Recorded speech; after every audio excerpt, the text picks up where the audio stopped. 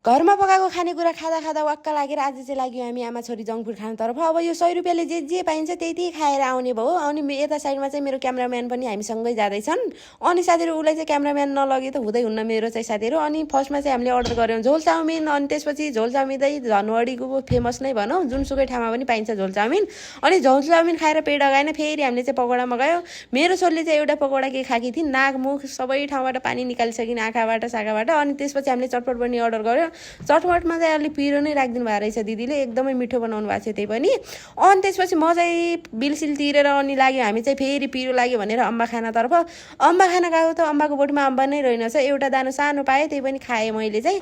अनि घरमा आएको त यस्तो मजाको हलुवा पकाउनु भएको रहेछ बुवाले। अनि त्यसपछि हलुवा सलुवा खायो। त्यसपछि यता चाहिँ मेरो बुढाले फेरि कटहर कहाँबाट ल्याउनु भएको थियो यो बे सिजनमा पनि।